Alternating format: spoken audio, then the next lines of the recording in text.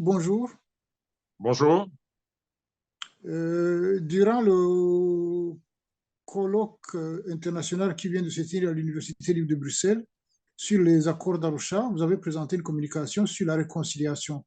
Quels sont les grands axes de votre communication? Quels sont les grands axes de ce que vous avez présenté? J'ai rappelé ce qui était prévu dans l'accord d'Arusha par rapport à la réconciliation. J'ai essayé de définir ce qu'on doit entendre par la réconciliation. Et puis, dans un deuxième temps, j'ai rappelé les perceptions des Burundais par rapport justement au conflit et à la réconciliation. Il y en a qui pensent que c'est un problème Hutu-Tutsi, d'autres pensent que c'est un problème politique. C'est finalement un mélange des deux.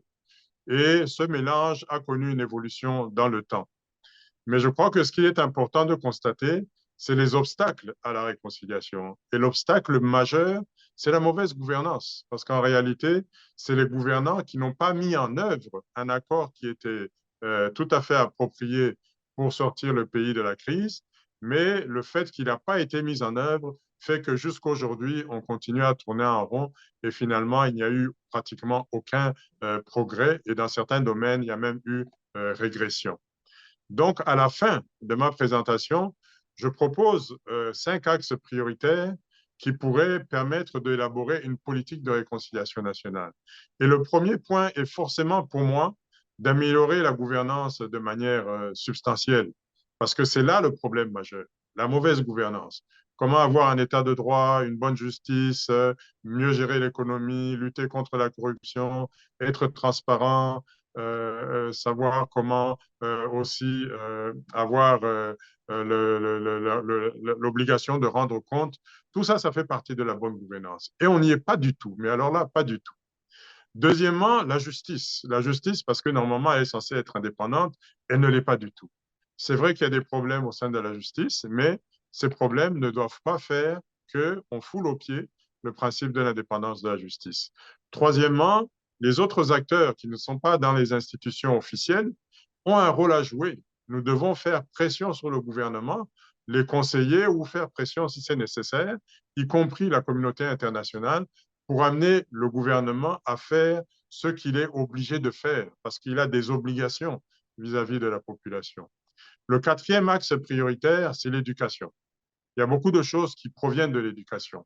Et là, je pense que c'est important de comprendre que c'est l'éducation au sens large qui couvre non seulement l'aspect scolaire et autres, mais un enseignement des valeurs. Et là-dessus, il y a beaucoup de partenaires qui travaillent de concert, qu'ils le veuillent ou pas. C'est-à-dire, à savoir que ça commence dans le noyau de la famille, ça va à des échelons plus élevés, ça va à l'école, ça va au niveau national. C'est important vraiment de considérer que l'éducation est très importante. Et le dernier axe qui me paraît extrêmement important, c'est de développer un processus de réconciliation qui va aussi de la base au sommet. On a souvent tendance à faire des choses du sommet à la base, où on décide que les choses se sont passées comme ça et on impose, etc. Alors que ça peut aussi et ça devrait aussi monter de la base. D'autant plus que dans les conflits que nous avons connus, il y a des spécificités dans chaque localité qui sont différentes et qui font que dans chaque localité, ils devraient pouvoir organiser un dialogue qui leur permettrait de trouver des solutions aux problèmes spécifiques de leur localité. Oui, vous décrivez, faites un état des lieux en fait de la situation depuis la signature de l'accord d'Arusha où on n'a pas progressé sur la réconciliation en tant que telle, mais également les axes qui pourraient permettre, des actions qui pourraient permettre d'arriver à cette réconciliation. Mais comment faire en sorte pour que ces différents éléments soient réellement traduits dans quelque chose de concret, donc qu'on arrive à dire, OK, on corrige, mais comment arriver à corriger maintenant? Eh bien, je crois que personnellement, je considère qu'on a parfois tendance à s'emprisonner soi-même dans des approches où on va dans des espèces de, de, de, de conflits, que ce soit en termes ethniques ou en termes de partis politiques, etc. Moi, je pense personnellement que une des choses qui manque, et si demain on doit encore négocier, il ne faudrait pas qu'on se limite à renégocier ce qui est déjà dans l'accord d'Arusha ou ce qui est déjà dans la Constitution. Moi, je crois qu'il y a beaucoup de bonnes choses qui sont dans la Constitution, mais qui ne sont pas non plus mises en valeur. Donc, la Constitution doit être respectée. Nous devons chaque fois rappeler aux gouvernants quelles sont leurs obligations par rapport à la Constitution. Et nous devons le faire de manière qui soit dépassionnée pour montrer justement que ce que nous recherchons, c'est vraiment l'intérêt général. Et le gouvernement, s'il était de bonne foi, il devrait aussi, quelque part, donner des indications. Même le président a intérêt, quand il critique à gauche et à droite ce que font certains de ses gouvernés, il devrait leur dire, vous ne travaillez pas bien parce que vous ne faites pas ça, alors que vous devriez faire ça. Et ça s'applique à lui-même également. Et à partir de ce moment, quand on arrive à avoir ce type de discussion, on essaiera d'arriver alors à un accord ou à des discussions qui sont beaucoup plus utiles et qui peuvent être beaucoup plus concrets. Sinon, on risque encore une fois d'avoir de beaux textes, mais les textes ne seront pas mis en vigueur. Et il faut qu'à un certain moment, ceux qui ne mettent pas en vigueur les textes ou qui ne remplissent pas leurs obligations, ils doivent rendre compte. Et s'ils doivent être aussi sanctionnés à travers des élections, il faut que les électeurs sachent qu'ils ont failli et parce qu'ils ont failli, il faut éviter de les réélire la prochaine fois. Mais encore faut-il qu'il y ait des élections qui soient organisées de manière crédible et de manière honnête, ce qui, encore une fois, constitue un défi dans le contexte burundais. Mais comment faire pour que justement tous ces éléments qui sont logiques que vous nous présentez se traduisent en réalité, puisque ceux qui organisent le colloque, ceux qui participent au colloque, vous-même qui faites ces propositions, n'avez en fait aucun pouvoir de décision sur les affaires publiques. Mais comment faire pour que le gouvernement aujourd'hui puisse entendre raison et dire, OK, on s'assoit avec tous les autres pour essayer de voir comment on rajuste le tir si jamais il y a la volonté d'ajuster le tir, de réajuster le tir. Donc, dans le troisième axe prioritaire que j'ai proposé comme politique de réconciliation nationale, j'insiste sur le rôle des différents acteurs et finalement de tous les citoyens. Je crois que nous avons une responsabilité. D'abord, nous ne voulons pas assister comme spectateurs de ce qui se passe. Donc, il faut s'organiser quelque part. On s'organise à travers les associations de la société civile. Il y a des institutions qui sont là, qui sont supposées faire quelque chose. Il faut les pousser à faire leur travail correctement, la CNIDH, la CVR et autres. Mais peut-être que, justement, le pouvoir, parfois, met en place des commissions qui sont instrumentalisées. Autre chose, c'est qu'il y a d'autres acteurs qui ont peut-être plus de poids, tels que la communauté internationale, et on doit aussi essayer de les convaincre de la nécessité de mettre cette pression sur le dirigeant pour qu'ils fassent leur travail. Mais en fin de compte, ce sont des gens qui ont été élus. Alors, l'élection, c'est aussi de dire si quelqu'un qui a été élu ne fait pas un, deux, trois, eh bien, cette personne-là, pourquoi la réélire? C'est-à-dire qu'il y a en termes d'éducation à la citoyenneté, éducation civique, apprendre justement ce qu'est la démocratie, etc. Et c'est justement dire, voilà, vous avez des obligations, on ne vous a pas élu pour vous enrichir et ignorer les intérêts de la population.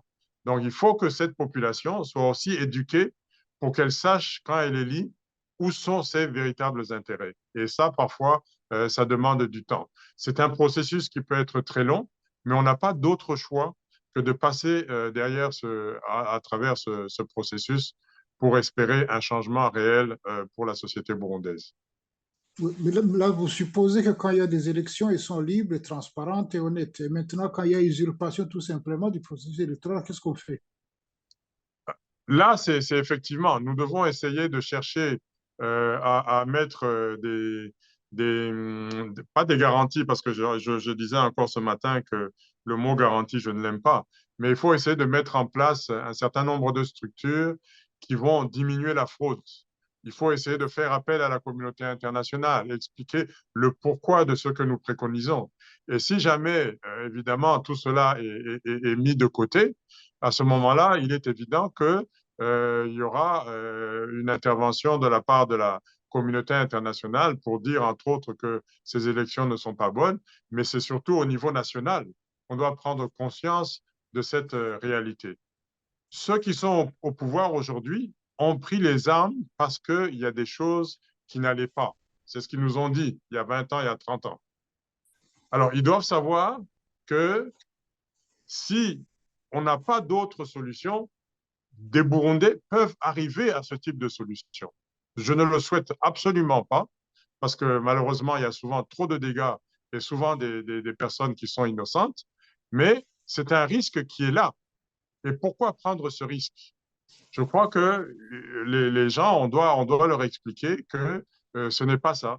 Et il faut passer par toutes les mesures possibles parce que le recours à cette forme de réaction ne peut être que l'ultime, mais vraiment l'ultime recours. Alors, il faut éviter d'en arriver là, parce qu'on a déjà vu que ce genre de solution nous mène aussi à d'autres catastrophes et on ne le souhaite pas pour nous et surtout pour les générations futures. Eugène Delao, durant ce colloque, quelle a été votre perception de la tendance générale dans l'analyse de cet accord d'Arusha, justement? Bon, la tendance, les gens veulent que cet accord soit réhabilité, mais il faut vraiment que pour moi, il est important de bien s'entendre sur la manière de le réhabiliter. Je crois que des textes, des beaux textes, il y en a toujours eu. Ce n'est pas nouveau. Des projets de société, des programmes de gouvernement, des constitutions, etc. Mais ce qui manque, c'est au niveau de la mise en œuvre. Donc, il faut que le débat aille sur justement les différents indicateurs qu'il faut avoir en tête quand on parle d'une bonne gouvernance, quand on parle de la justice, etc. Et essayer de se mettre d'accord là-dessus. Pas seulement les gens qui ne sont pas avec le pouvoir, mais y compris ceux qui sont au pouvoir. Et je crois que ça, c'est un exercice qui peut essayer de transcender les clivages classiques. Il faut essayer. Il n'y a absolument pas de garantie que cela va marcher, mais, mais si le gouvernement prétend être de bonne foi, si le président dit, il a parfois un discours qui est très positif, mais le discours positif ne suffit pas. Maintenant, moi, je serais tenté de lui dire, mettez en place des mécanismes clairs qui vont vous permettre de contrôler ce que vous-même et ce que vos administrés, vos collègues dirigeants sont en train de faire. Et s'il est de bonne foi, il n'y a pas de raison qu'il refuse. Mais malheureusement, c'est une question que nous devons suivre et il faut essayer de mettre justement cette pression pour arriver à changer les choses.